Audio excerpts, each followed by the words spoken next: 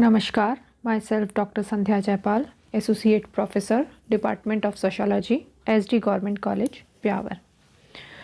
आज का जो हमारा ई कंटेंट है वह है वर्क इन सोसाइटी।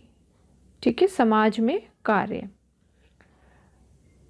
समाज में कार्य का इतिहास मानव के सामाजिक जीवन के इतिहास से जुड़ा हुआ है, ये हम बहुत अच्छी तरह से जानते हैं। वास्तव में जिस दिन से मानव इस पृथ्वी पर आया होगा उसी दिन से अपने को जीवित रखने के लिए उसने कुछ ना कुछ कार्य अवश्य किए होंगे या श्रम अवश्य करना प्रारंभ कर दिया होगा। आदिकालीन जो मानव था वो पहले जो भी कार्य करता था वो किस लिए करता था? उदर पूर्ति के लिए या वस्त्र के लिए या आवास व्यवस्था के लिए या यौन संतुष्टि के लिए। बस तभी तक उसके कार्य क्या होते थे? सीमित होते थे।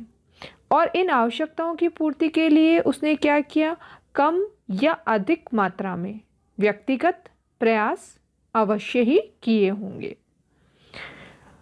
मानव जीवन जो जंगली और असभ्य अवस्था से आज वर्तमान में, जिसे हम सभ्य और वैज्ञानिक युग कहते हैं, इस युग तक जो उसने प्रगति की है उसका स्रोत या आधार हम ये कह सकते हैं निश्चित ही कार्य ही रहा होगा। मतलब जंगली और असभ्य अवस्था से आज जिसे हम आधुनिक युग कहते हैं, वैज्ञानिक युग कहते हैं, इस युग तक जो व्यक्ति आया है उसका प्रमुख स्रोत या आधार क्या है? कार्य है। ना तो कभी अतीत में ऐसा समाज होगा जिसमें कभी कार्य ना रहा हो और ना ही ऐसे समाज की हम भविष्य में कभी कल्पना कर सकते हैं कि बिना कार्य के कोई समाज होगा। यानी ये कह सकते हैं कि कार्य मनुष्य की सबसे महत्वपूर्ण क्रिया है और जो हमारी सामाजिक व्यवस्था है, इस संपूर्ण सामाजिक व्यवस्था की आधारशिला क्या है? एकमात्र कार्य है। कार्य के बारे में बहुत सारी चीज़ें हैं जिन्हें हम सभी जानते हैं। जैसे कि हमारे यहाँ गीता में भगवान श्री कृष्ण जो थे उन्होंने उपदेश दिया था, एक उपदेश दिया था कि व्यक्ति को फल की आशा त्याग कर हमेशा कर्म या कार्य करते रहना चाहिए। फल की चिंता नहीं करना चाहिए, सिर्फ निष्काम भाव से कर्म करते रहना चाहिए। हमारे जो राष्ट्रपिता स्वर्गीय महात्मा गांधी हैं, उन्होंने भी कार्य जो अपने सर्वोदय दर्शन थे उसमें श्रम या कार्य की प्रतिष्ठा को सबसे सर्वोच्च स्थान दिया है। डिग्निटी ऑफ लेबर, उसको क्या कहा उन्होंने? सर्वोच्च स्थान दिया है। उसमें उन्होंने बताया कि हर मनुष्य को कार्य करके ही रोटी खानी चाहिए। इस प्रकार जो हमारे स्वतंत्र भारत के निर्माता या जिसे हम प्रथम प्रधानमंत्री है जो थे हमारे स्वर्गीय पंडित जवाहरलाल नेहरू, जिन्हें हमने कहा, उनका नारा क्या था कि आराम हराम है। जवाहरलाल नेहरू जी कहा करते थे कि हमेशा मैं जो हूँ वह कार्य में विलंब के बहानों में रुचि नहीं रखता, मुझे कार्य की पूर्ति में रुचि है। वो ये कहते हैं कि मैं इसमें इंटरेस्टेड नहीं हूँ कि आप जो कार्य करते हो लेट उसमें क्या एक्सक्यूज़ देते हो।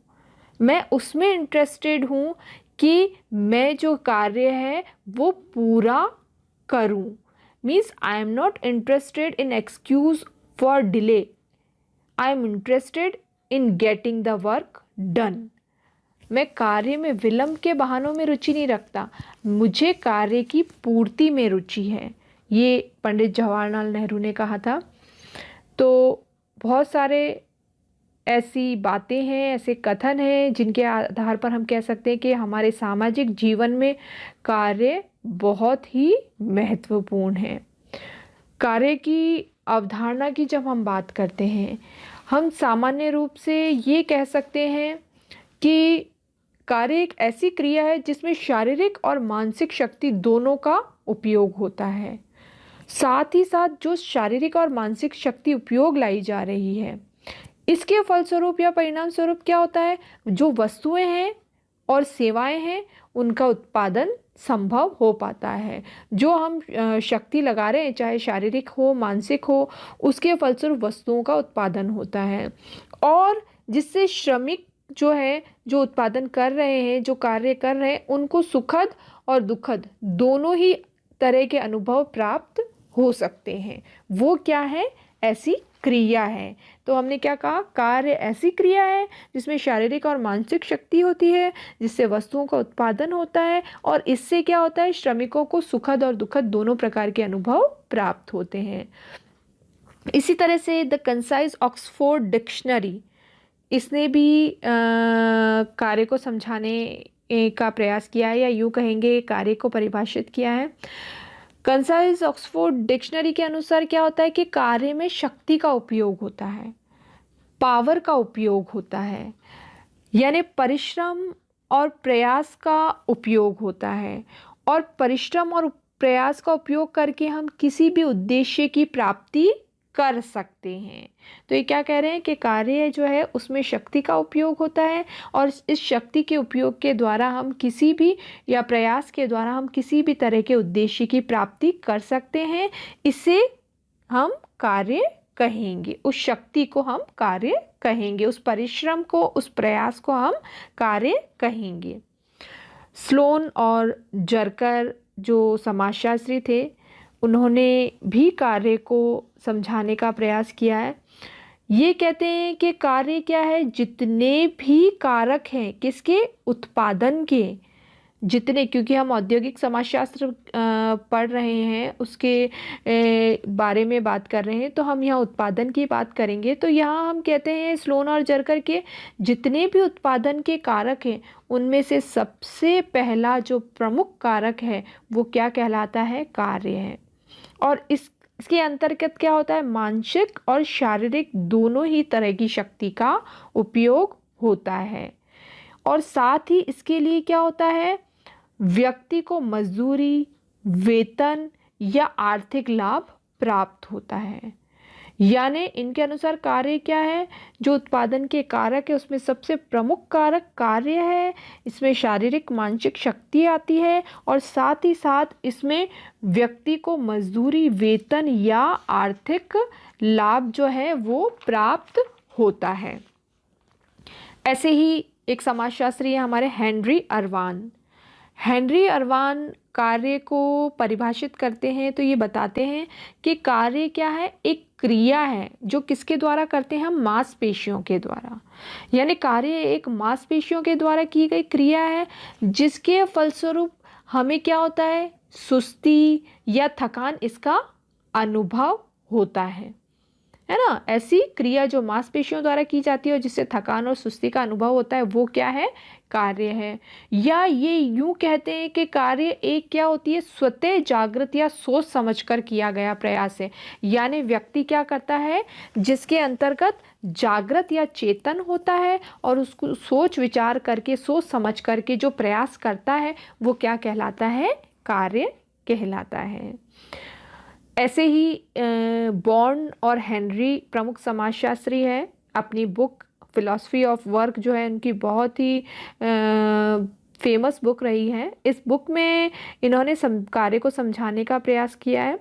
ये कहते हैं कि ऐसे जो भी मानवीय प्रयास हैं जिसमें उपयोगी वस्तुओं का निर्माण करते हैं, या जो कि उपयोगी वस्तुएं श्रम के द्वारा निर्मित होती हैं, वो क्या कहलाती हैं, कार्य कहलाती हैं।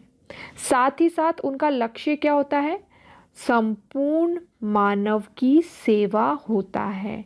यानी ऐसे मानवीय प्रयास जो कि उपयोगी वस्तुओं का निर्माण करते हैं, जो श्रम द्वारा निर्मित होते हैं, और उनका लक्ष्य मानव सेवा होता है, उन्हें हम कार्य कहेंगे। ये बॉर्न और हेनरी बताते हैं। साथ ही साथ ये कहते हैं कि ये जो मानवीय प्रयास होते हैं, हो सकता है कि प्रारंभ में ये प्रयास क्या हो, व्यक्तिगत हो, लेकिन इनका जो अंतिम लक्ष्य होता है, या ये जो प्रयास होते हैं, इनका जो उद्देश्य होता है, ये सभी साथियों का हित होता है। तो ऐसे मानवीय प्रयास जो कि व्यक्तिगत होते हैं, लेकिन अंतिम उद्देश्य इनका क्या होता है, सभी का या साथियों का हित होता है, संपूर्ण मानव सेवा होता है, तो उसे हम क्या कहेंगे, कार्य कहेंगे। साथ ही साथ बॉन हेनरी जो है वो एक बात और बताते हैं, प्रत्येक कार्य का एक ही लक्ष्य होता है। क्या कहते हैं, प्रत्येक कार्य जो भी किया जाता है उसका एक ही लक्ष्य होता है। और औद्योगिक समाज में कार्य, भाई हम औद्योगिक समाज में कार्य की बात कर रहे हैं, तो औद्योगिक समाज में कार्य विशेष लक्ष्य रखते हुए समाज की आवश्यकता की पूर्ति के संदर्भ में होता है। औद्योगिक समाज में जब आप कार्य की बात करते हो तो हम ये कहते हैं कि इसमें एक विशेष लक्ष्य होता है और ये संपूर्ण समाज की आवश्यकताओं की पूर्ति के संदर्भ में या उनके हित में होता है। तो ये कुछ परिभाषाएं हैं जो कार्य की हमने देखी, मीनिंग एंड डेफिनेशंस। धन्यवाद।